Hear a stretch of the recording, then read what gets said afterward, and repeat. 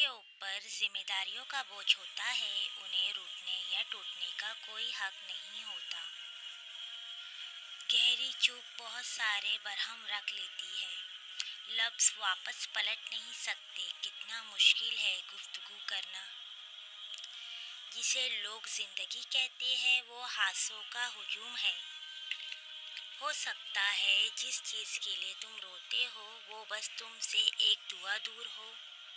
कुछ तो बेहतर लिखा है अल्लाह ने, जो दिल हर दफ़ा सब्र करने पर मजबूर हो जाता है। जब तुम थक जाओ तो कुछ देर अल्लाह के सामने रो लिया करो, मुश्किलों का वज़न कम हो जाएगा। बेशक एक रब ही है जो दिलों को करार देता है। इंसान हमेशा तकलीफ में ही सीखता है, खुशी में तो इंसान पिछले सबक भी भूल जाता है। समझदारी की बातें दो तरह के लोग करते हैं, एक ज़्यादा उम्र वाले, दूसरा जिन्होंने कम उम्री में ज़्यादा मुश्किलात देखी हो।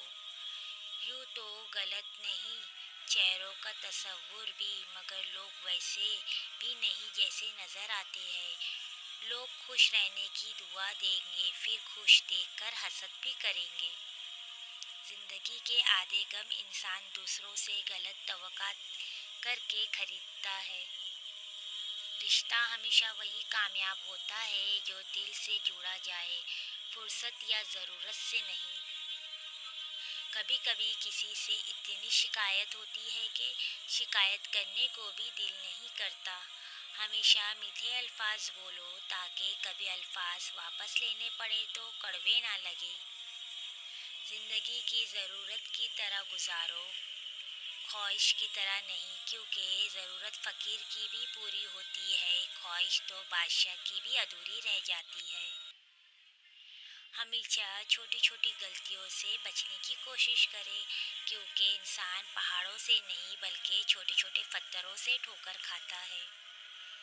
जिसने कभी आपकी तबाही की कोशिश भी की हो उस पर कभी भरोसा मत कीजिए। याद रहे सांप जल तभी उतारता है जब वो उससे बड़ा सांप बनता है।